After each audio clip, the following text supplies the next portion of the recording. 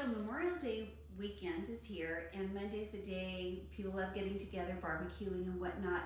This is my favorite bean recipe ever. I got it from one of our customers, Claude, and whenever I bring it somewhere, everybody loves it. So I'm going to show you how it's done. So we're going to use our multi-purpose 5-quart, and I'm going to take a pound of sausage, and you can of course double this. I highly recommend you do. Enough to share and extra for you. And we're going to turn this on to 350 and get it browning and break it up a little bit. Meantime, while that's heating up, we're going to chop up some onion. So I would say probably a half of an onion for a pound of brown sausage will do. And then we're going to throw the onion in there. And once the sausage is browned and the onions have cooked translucent, we're going to dump everything in together. Super easy.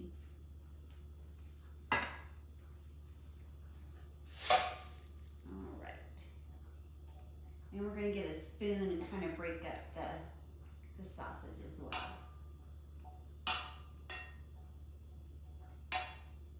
All right. So I'm just going to put the lid on. And we're going to take 2 to 3 pounds of whatever beans you want to buy at the store. You can cook your own pinto beans if you like, but hey, I'm cheating a little bit. Doesn't really matter what brand you get, because all the flavors we're going to put in is going to give us this wonderful flavor. So what I usually do is have a fresh jalapeno or two, and didn't pick that up from the store, but I've got some chopped jalapeno pickled peppers, and that will do just as well. So whatever works. Don't be afraid of jalapenos. This has a really nice sweet and spicy, I call it sweet heat, you know, it's that perfect blend of the two. And then I've got a half cup of organic brown sugar. You can use coconut sugar, that's wonderful too. And then I've got some organic ketchup. On the ketchup, make sure you're not buying anything with high fructose syrup, corn syrup, not a good thing for our bodies. And you could either dice up a fresh jalapeno. If you're really scared of the spiciness but you like the effect, you can leave out the seeds, because that's what gives it the real kick there. So these are just diced jalapeno pickled peppers, and very precise measurement, a squirt of mustard. Use whatever kind you like. I tend to like the brown. This is stone ground. And then it does call for Worcestershire sauce. I don't think I have any, but you can use that. About 1.5 tablespoons. I'm using Bragg's liquid amino. You can get coconut aminos. So anything like that just gives it a really nice flavor. Simply mix this up.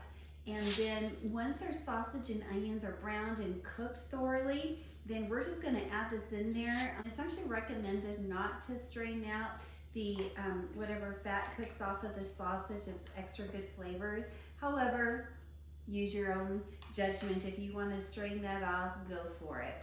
And my goodness, we're just gonna dump this in there when the sausage is ready. I'm gonna break it up, make sure it cooks thoroughly, and then medium click low and let it go. And the flavors, the longer they're there, and this is safe to store your leftovers in. So it's one of those make ahead things that are easy to do, and you can just warm this up. Great for potlucks because it's electric, and you can just keep it at that perfect warm setting. And you can actually set the timer and just go off and do something else. It'll take care of itself. So we've got it all broken up, mixed up, cooked together. We're gonna break this meat up just a little better. We're blending everything nicely with them. So here you can see what we've done is left the heat on a medium high, and we've got it all chopped up. I was really surprised. There was very little noticeable oil and fat from the sausage. Mostly what we're seeing are the juices from the onion. So it's nice and cooked, and I'm gonna add the bean mixture with all the seasonings that we mixed in here a while ago. And then we're simply going to give that a stir, make sure the meat and onions get nicely blended with the bean and its flavors. and then we're simply going to put the lid on. If you don't have this to cook in, just turn it to a low simmer, but we're going to go ahead and use our very simple time reducing semi-vacuum style by going down to medium, and when the temperature is optimum for maximizing nutrients, we'll hear this clicking, we'll turn it to low, and I'm just gonna set the timer, and it doesn't take long to cook because it's really basically cooked and warming up, but honestly, the longer, the more the flavor. So I'll probably set the timer for at least an hour and just let those flavors go. And I'm gonna let it sit overnight in the fridge, and oh my gosh, it's gonna be amazing by the time we all get together. Try this, you'll be a winner. All right, let's see the finished product. Ooh, it smells so good.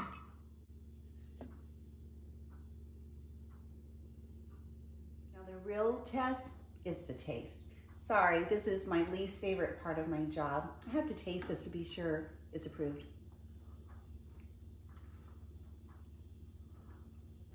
Oh, yes. Oh, perfect sweet heat, bursting with flavor. You gotta try this. You'll be the winner every time. Awesome.